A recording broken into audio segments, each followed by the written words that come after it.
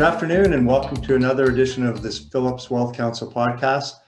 My guest today is Sarah Lawless. Sarah has spent the last 10 years with LinkedIn in senior roles, and her current role is a senior insights manager. So welcome, Sarah. Thanks so much. Glad to be here. How are things in the GTA? Things are good. They're hot. GTA. They're hot in the GTA right now, but I'm not going to complain because we'll be wanting the heat in a few months, and no doubt about that. Exactly. It's been pretty muggy the last few days. Yeah. So thanks for taking the time today to come and be on my podcast. I'd like to start by talking about obviously how COVID's impacted everybody's work life through all industries. However, I understand that with you, maybe that isn't so much the case. So maybe you can elaborate on that. Yeah, absolutely. Well, it's funny because it is the case because, of course, COVID has definitely impacted me, but I think in a different way than others. I've actually been leading a team fully remote for the last 6.5 years. So where there has been such an adjustment from peers and friends who I know who have had to shift from leading a team in person to moving online and figuring out what it means to balance work life and remote work, that has been a big struggle for people. And it's something that I was lucky enough to have been doing for a while now. So that's where I didn't feel that I had as much impact during this sort of COVID crisis, and hopefully can provide some help and guidance to other people who want it on how to make the most of it. Right. So you were already there when it came to actually the work processes and how to deal with them all. You just had to deal with the stress that maybe on a personal level that everybody's had to deal with for the last year. Oh yeah. Right. Yeah, absolutely. So your current role, although we've chatted many times about a lot of the different roles that you've had in your career, I'm not completely familiar with what a senior insights manager is, and I'm sure some of the viewers aren't as well. So maybe you can elaborate on what that entails, if you don't mind. Yeah, absolutely. It actually, I'm not surprised by this. It's a very interesting title, and I feel that when I moved into this team at LinkedIn, it's not a common team to have, but we're actually seeing a growth in it. And the reason being is because I lead a team of data analysts. These are individuals who work with our global business organization. They look at the volume of data that we have from LinkedIn and try to help peel together and connect dots between trends and do analysis on different areas that we know that our customers are interested in understanding. Ultimately, to be able to be thought leaders for our customers on LinkedIn who invest in our products and services, and also to help show return on investment in the investments that they make with us as well. So it's sort of a combination of both, but this is a team that I've been leading for the last 6.5 years. Awesome. Sounds great, and it sounds like a very exciting role, even if you don't get to travel as much as you used to. I know you did enjoy that, right? Because you did have the global travel, and I guess now you just don't do that as much. Do you think, do you see that coming back, or do you think it's kind of the current environment's here to stay with respect? Yeah, that is such a great question. I feel that, yes, I believe the travel will come back. We will get to a point where we're doing in-person meetings as well as virtual. I think there will be an increase in virtual. My hypothesis is we'll see companies all over the world sort of pulling back on some of the investments maybe they saw before in bringing people together live and in person, and maybe pulling a little bit back on that, looking at an opportunity to leverage the new technology and the comfort level that everybody has now in Zoom. But for the most part, yes, I'm getting back on a plane as soon as I can. And it's if you have anything to say about it, you're gonna be a champion of that. That's good. Oh yeah, absolutely. Obviously, companies are always looking for ways to be more productive without losing efficiencies and things. So if there's a cost savings, they probably will implement things like that. But to your point, if it's going to be to the detriment of bottom line and things like that, they're going to continue to have that. So very good. I'm just wondering, it sounds like you said you've got 6.5 years experience doing this.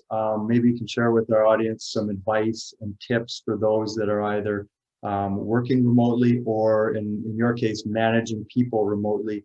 If you can share some advice and tips on that front. Yeah, absolutely. I've given a lot of thought to the leadership remotely piece. The reason because I figure I should be able to share something out of my learnings over the last 6.5 years. So I'll share a couple of tips that hopefully the audience here feels are helpful. Again, these are my opinions and based on Right. how I lead a team. So it may not work for everybody, but really a couple of like maybe three main things that I really focus on in remote leadership and ties back to sort of my leadership style, as you'll know, Greg, as well as you know me. The first piece is focus on relationships, right? And that seems tough to do in a virtual world. We all know that it's easier to do it when you're in live, in real life, in the room with the person. Right. But there are ways to do it virtually. Mhm. So don't pull back on that. I saw examples over time and heard examples of people sort of removing themselves a little bit from the in-person relationships. And there's ways you can do it. So a couple of things that have worked for my teams in the past. First of all, getting to know each of your individual, people on your team.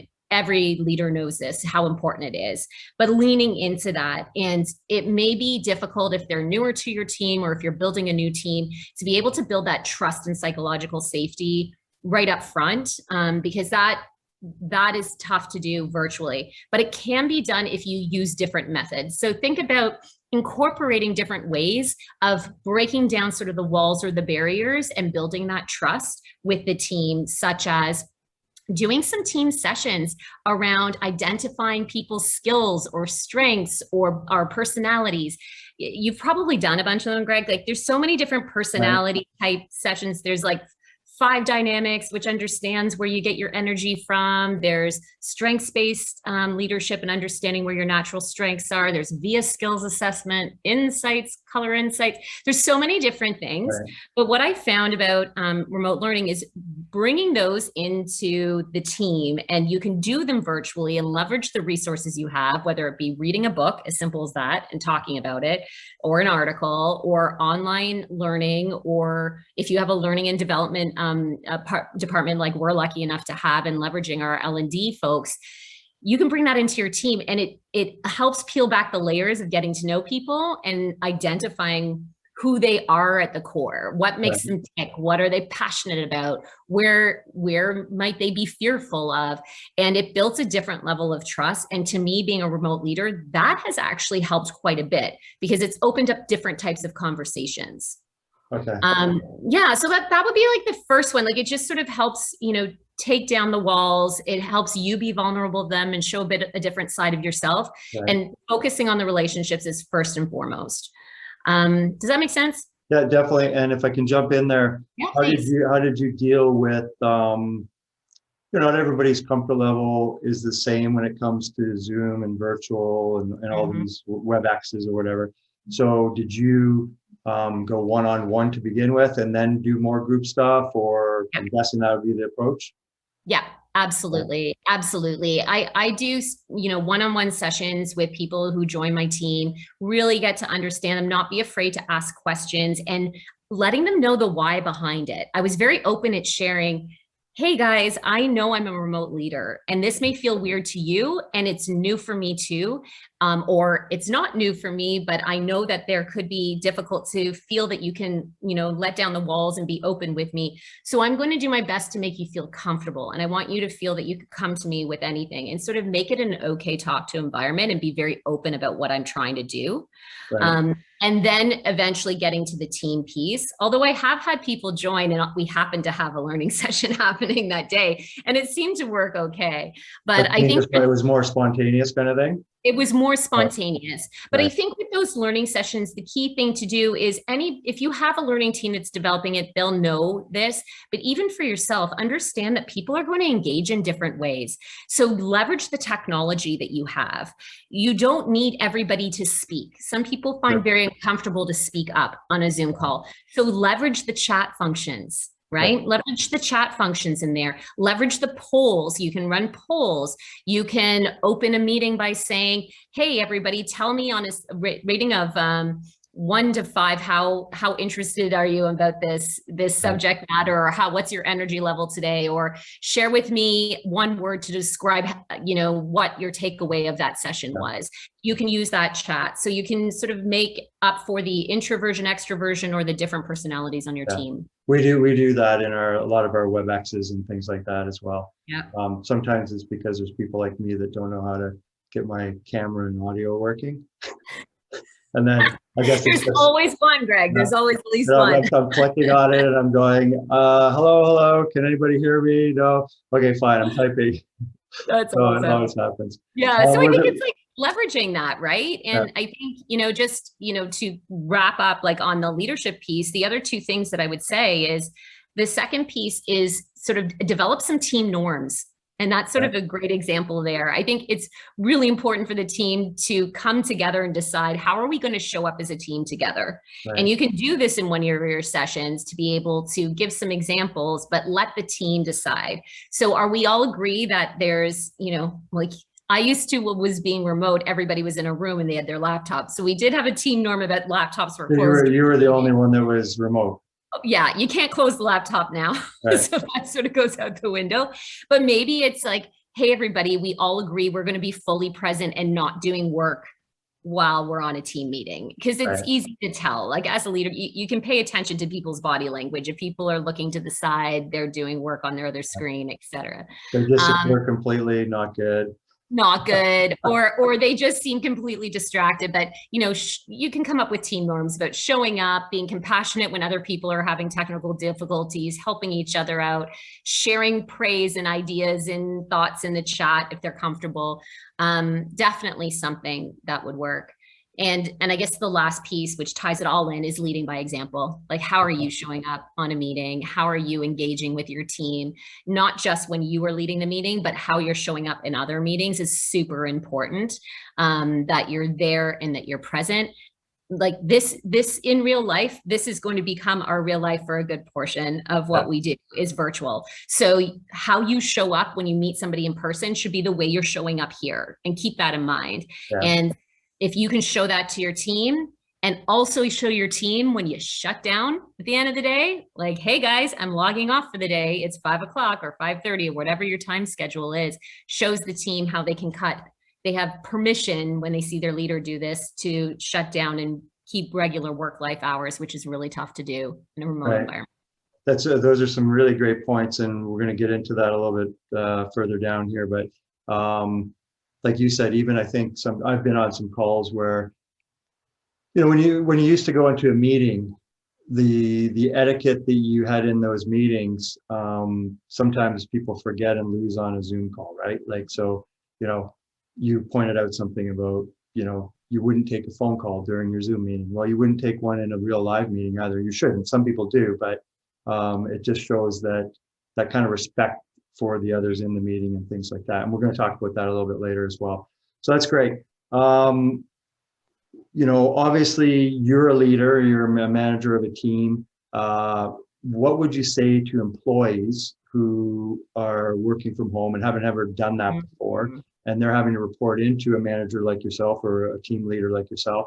What kind of things should they be considering to kind of, I guess, for a good relationship and to work as effectively as possible, and to maybe, I've heard situations like people go, how do they know what I'm doing, kind of thing. So maybe you can comment on that. Yeah, that's a really good question, Greg. And it's funny because I've been on both sides, because I'm the remote manager and my team is in the US. My managers have been in the US, and I was the only one not sitting in an office with one of the senior leaders as well. So there's a couple of things. I think the first thing is again, to focus on that relationship building, make an effort, be proactive with how you engage with your leader, checking in on different things, sharing information about interesting things that you found, questions you might have about what's going on in the workplace, whatever it is, think of ways to engage with them. Again, keeping in mind, if your leader was sitting a desk or two away from you or down the hall, what kind of things would you talk to them about on a day-to-day basis? I know as a leader, I've really appreciated those people in my team who get to that comfort level with me, because I've been pretty open about how I like this, by the way, Right. which probably doesn't surprise you. But the fact that they'll just ping me in the day and say, hey, I just read this book last night and I know you like this type of genre. Have you ever heard of the book before? Right. Or they will send me a message to say, I'm really excited, just had to share. I got this great feedback from one of our partners today, and I thought I would share it with you. So I think that it goes both ways. It's about building relationships again, as always, but it's also about communicating and over communicating. Right. So it's in a virtual world like this, we feel like we're communicating all the time because Zoom is so much more taxing on everybody. But at the same time, people have so many inputs happening that if you want a message or somebody to know what you're doing or to get an idea across, you want to make sure that you're using all assets, and repetition is really key. So if I want my managers to know I'm doing something, I can't assume that they're going to know I'm doing something anymore. Right. I'm going to have to get over that uncomfortableness about, oh no, do I look like I'm self-promoting, etc. And really just say, hey, I thought you might be interested, like this happened today. Right. And be pretty open about that. That's great advice. You know, like you said, I think, you know, there's always the odd individual that doesn't mind constantly waving their own flag, but for the vast majority of people, that's probably something they can work on, and not to feel bad, because I think the analogy of pretend that manager is sitting an office over, 2 offices over. If you were working in that office, to your point, you would pass by them and you might say, hi, Sarah, how's it going today? And you might say, oh, how's it going, Greg? And then that would open the door for me to say, hey, I just got a great call from client X to say this and just thought I'd tell you. And yeah, awesome day, right?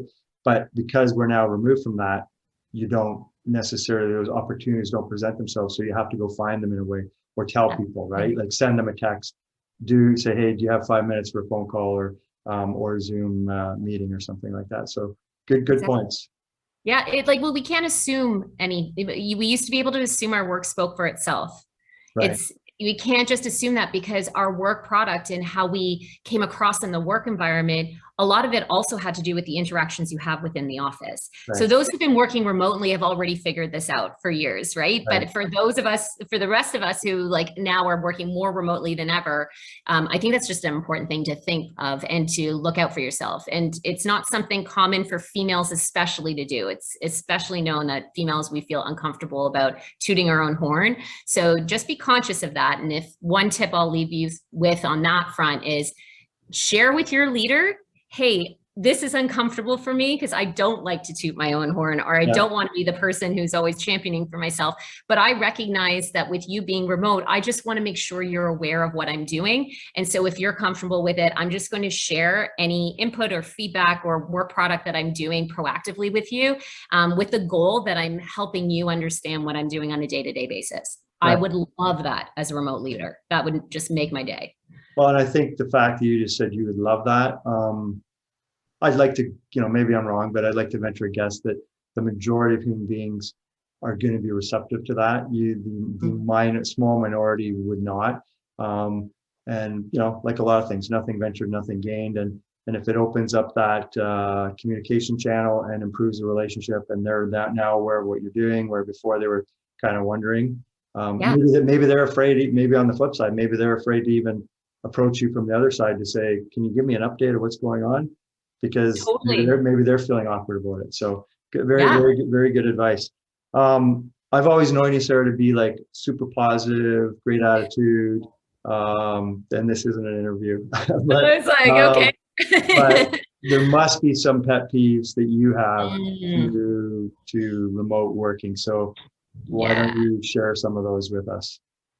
Yeah, I think the first thing I kind of alluded to it before, but people doing work while they're in a meeting with you on virtually is a big pet peeve of mine.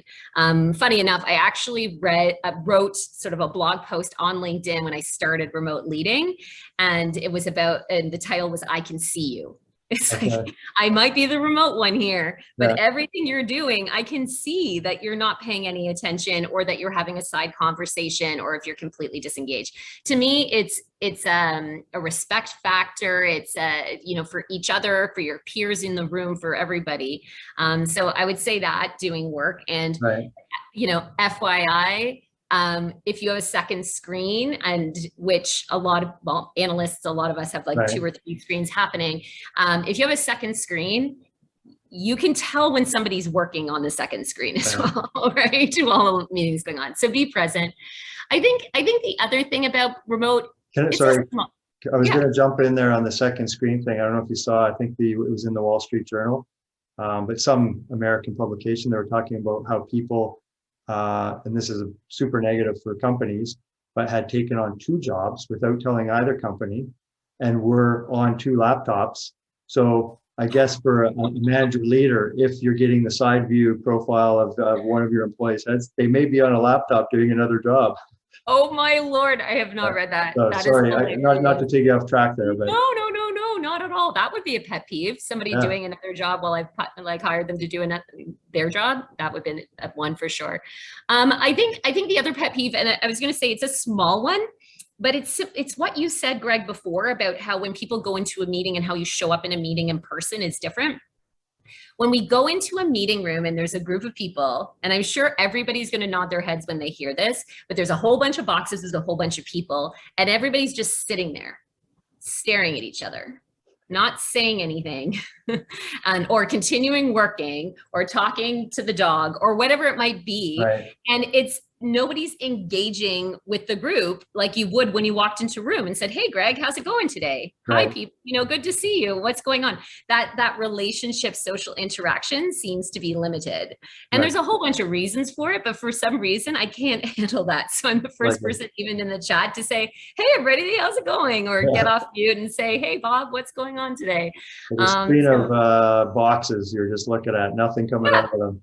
And everybody just sitting there waiting for whoever is starting the meeting to start the meeting. It's like, if we were sitting in our room, we would not be just staring at each other in silence. It would be very strange. So I'm hearing a big theme through all of this is try to, although it's technology that maybe you're not completely familiar with, or completely comfortable with, up to speed with, etc., try to make it as normal as the regular way that you used to do things. To your point, come into a meeting, well, you would say hi to everybody, or good morning, good afternoon, how's your day? You wouldn't just do it. And as maybe strange as it seems at the time, the more people try to do it, the more normal or comfortable it'll become. Yep. You'll notice if you were the first person to put that, other people in the chat will start following and say the same thing. It always means the first.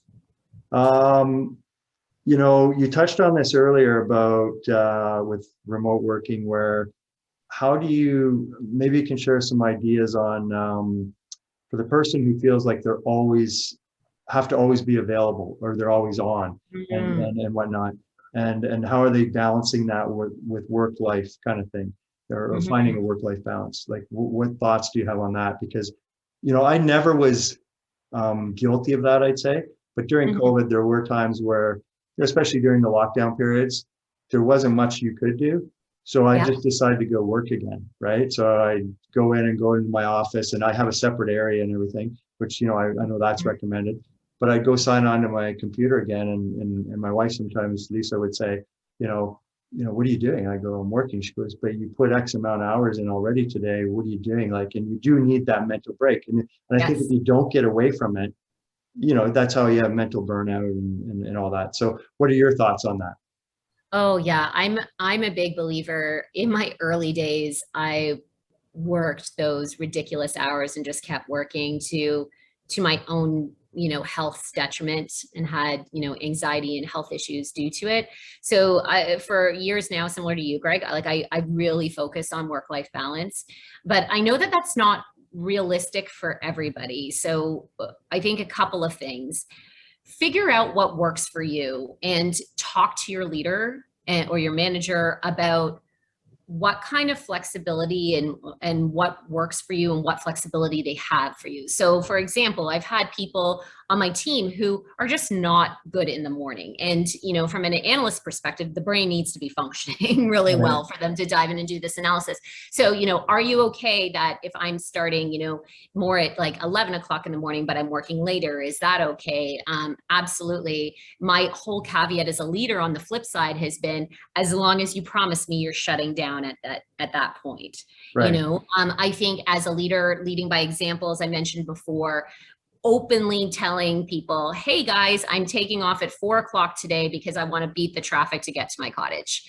Everybody enjoyed their weekend. Them seeing examples of me doing that, them seeing the examples of me taking holidays, them, you know, knowing they can come to me and opening that door for them and saying, come to me if you need some flexible work arrangements. We're lucky enough, our company believes in that stuff and has been incredibly supportive. So I've been able to follow suit within line with my company's policies to do that.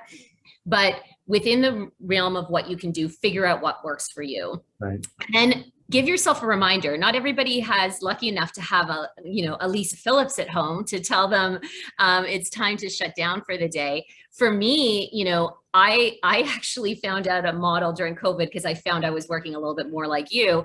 And I have these twinkle lights and I set them on a timer and they went on at 5 o'clock.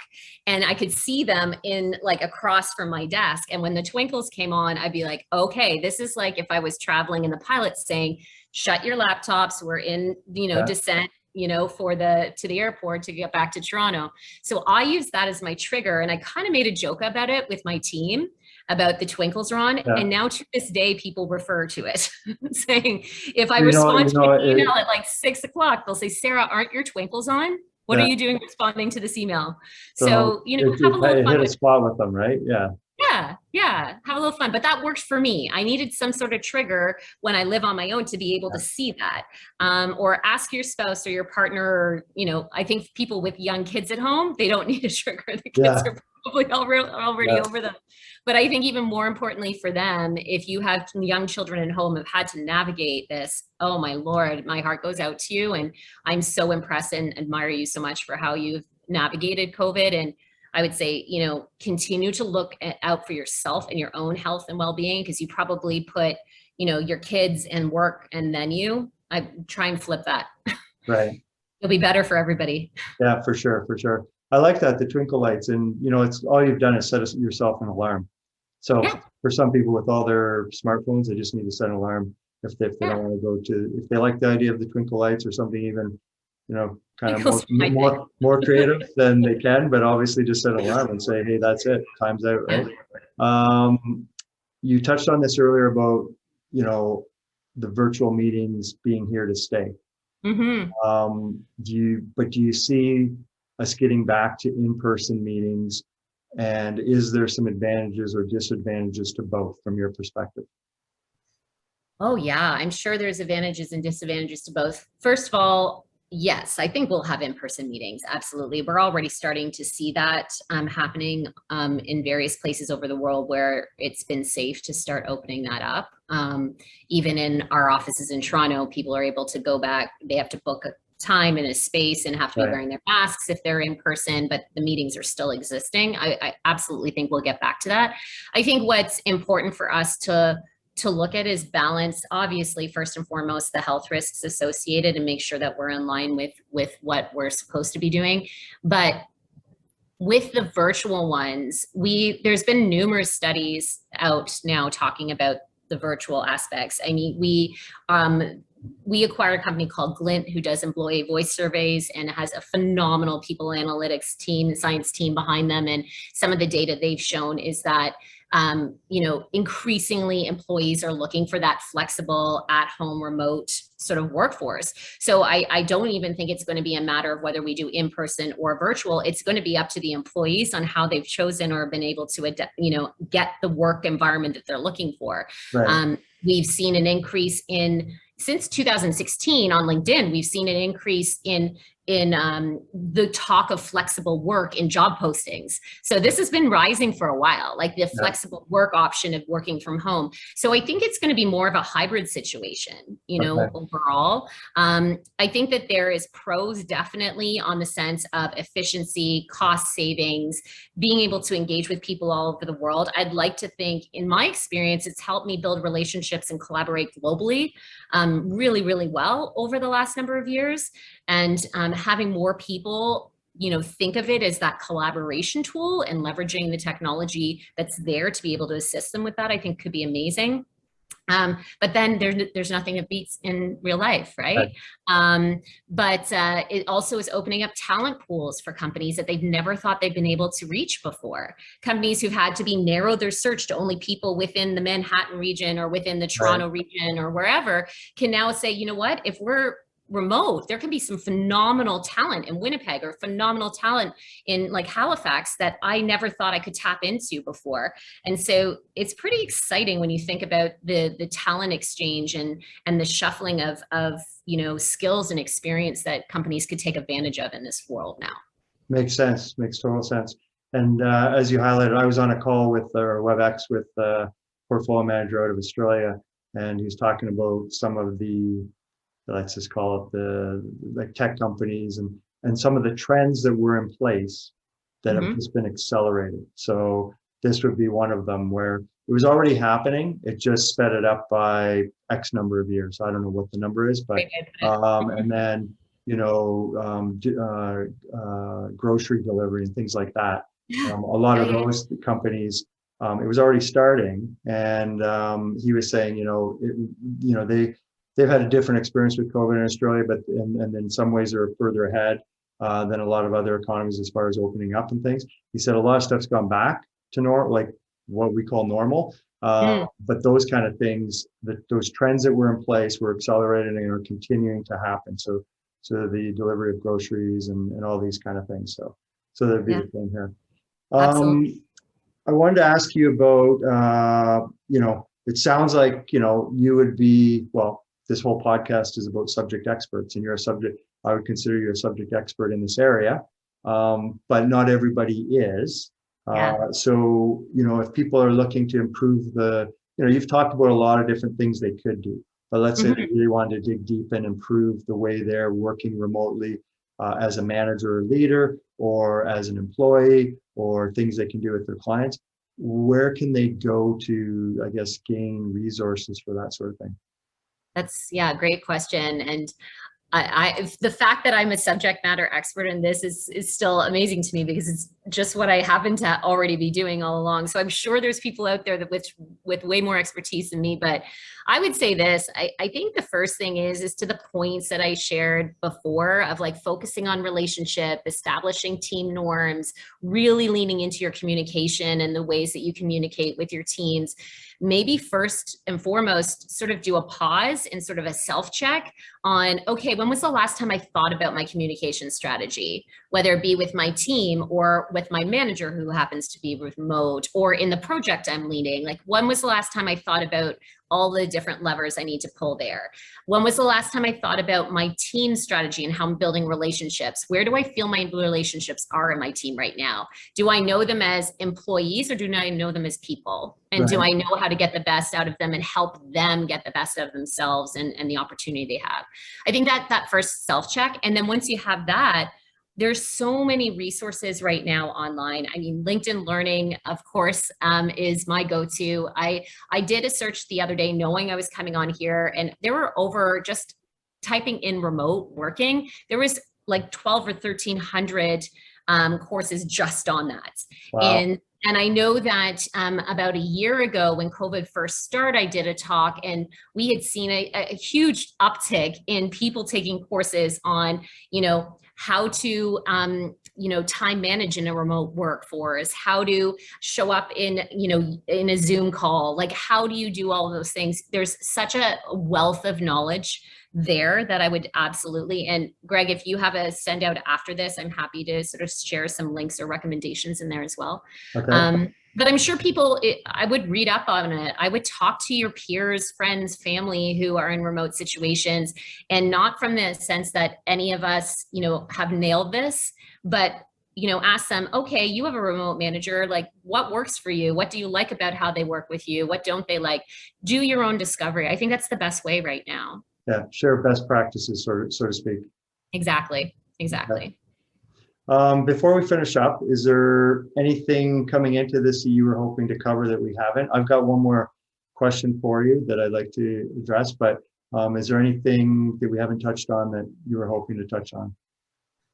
I don't think so. I think the only thing that I would leave people with is, none of us have this cracked, and but yet this is going to be part of our world going forward. If whatever, it's not going anywhere. So, educate yourself, build your knowledge, but have both self-compassion and compassion for others as we all navigate this together. The good news is we're all in it together. So be patient with yourself that way. And yeah, just prepare yourself as much as you can. Sounds good. As you know, I've got two lovely daughters, and they wanted me to ask you this question. Okay. It's probably a whole podcast to itself. So Okay. when I ask it to you, recognize that and just maybe give me a quick summary, and maybe we can do another podcast on this subject matter at some other later date. Sure. But as a woman in a leadership role, what sort of, it's quite timely as well. What tips, perspectives, or experiences do you have? So it's a pretty loaded question. That's a juicy one, Caitlin and Ellie. Try to just answer it as concisely as you can. But yeah, the first thing I'd have to say is that being a female leader, when I started in leadership in the early 2000s to now, there's been a huge shift and change. It hasn't 100% changed. It hasn't been a full change, but the experiences I've had over time have given me faith and hope that we're making headway in women in leadership and women in women supporting other women. And I would say that overall, if I'm a young woman coming into leadership, I'm really excited for them now and where we're at, but we still have a ways to go. So the biggest advice I have for women right now is look behind you and look ahead of you. Learn from the people who were in leadership before you and who are people in positions that you can learn from and who you admire, and seek out those women and try and seek out what you admire about those women and lean into that and look for mentorship from females. But look behind you too, and look for those women who are coming up behind you and proactively engage with them. Look out for them, have their back, provide advice and guidance, help them, hopefully not make the mistakes that some of us made. I have a ton that I could share a whole podcast on. We all do. But yeah, I guess that's a really high level answer to that without getting into specific examples. But I do have hope. And in the meantime, I think women taking care of women is really, really important, as we have a lot of men supporting us now, but we want to make sure that we have each other's backs. Very good. Communication is the key to all of this, I think, whether it's what we're talking about, the women in leadership, relationships, everybody, that's something that comes out of all the podcasts I find is people communicating well with each other, and without communication, things break down. So that's what I'd leave that, and maybe we'll save it for Sarah Lawless Part 2 podcast, if you're open to it. Sure thing. I'll get ready for that. That would be fun. Well, once again, Sarah Lawless, thanks for your time today and your thoughts and advice. Very informative. For those viewers, you can link up with me on LinkedIn to see this. You can go to YouTube, Phillips Wealth Counsel Podcast. It'll also be posted on SoundCloud. And please do leave any comments or suggestions that you do have. And once again, thanks to the viewers. Thanks to Sarah. And enjoy the rest of your day. Thanks so much, Greg. Take care. Enjoyed it. Take care.